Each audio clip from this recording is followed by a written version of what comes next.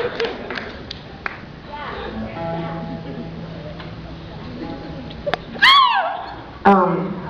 interesting. When we, pretty much every interview I've ever done, someone has asked me why Sara and I do the banter thing, or like, not like an accusational, like, why do you do that, but more just like, why do you do that? Like, you know, where did it come from? When did you start doing it? Do you rehearse? Do you plan it out? Is it scripted? Do you tell the same stories? Those kinds of questions. And I always reference, you know, our first 25 shows in Calgary, because, you know, we would be booked to like do like multiple sets at Second Cup, and we'd have to like fill hours, and we have like 10 songs, you know, and so we would play the same songs. We have friends in attendance who were at those shows, but like we would play the same songs.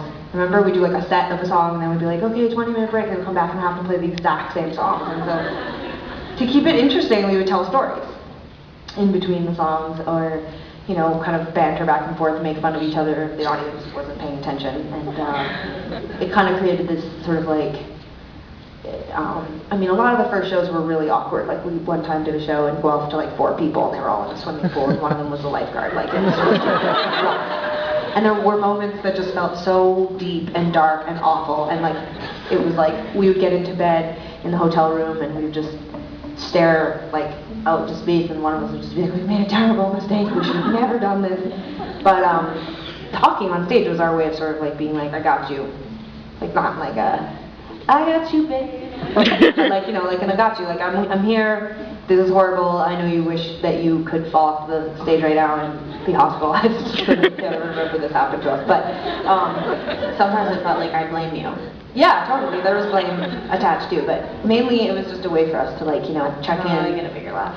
Really? I was going to like, I was like going to a place where I was like, yeah. But sometimes it did feel like you weren't looking at me like, I got you. Like, this is your fault. If you were more talented, at least one of us would be popular right now. And then that happened, so, there were definitely, I mean, there was dark times.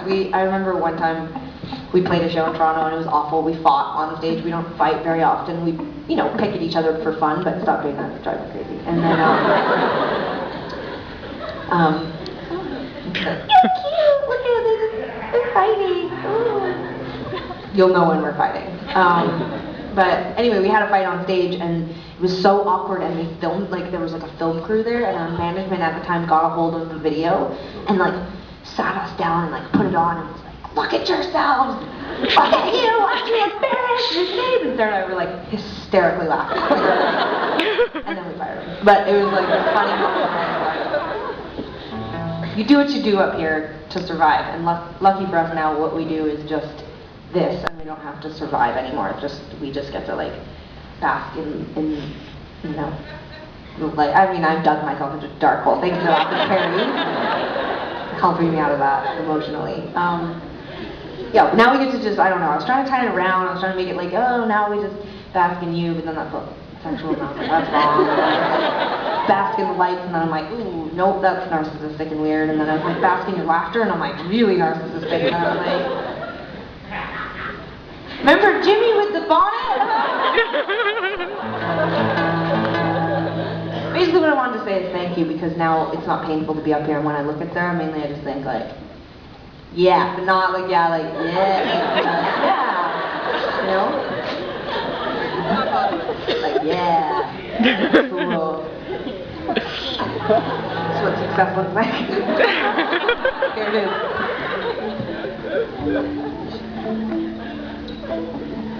Weird now because we're gonna jam.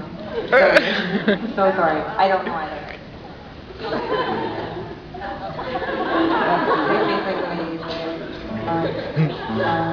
The song is about being really depressed. Which I'm not anymore, so it's weird, but it's cool. But I was really sad at one point in my life.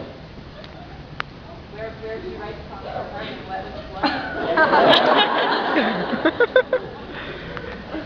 Sometimes I just felt better at nighttime. That's why I said dark comes soon, because I just felt better when it was nighttime. You know? Don't you ever feel that way? Some people are like, I'm depressed, I wish it was daytime. But it's something about the sun and like my pasty skin, just like walking around being like, ah, my girlfriend, ah. dark would come and I'd be like, I'm a little bit cooler now because it's dark and I'm walking around by myself because it's cool because I'm a single person, single people can do whatever they want even if it's totally dangerous.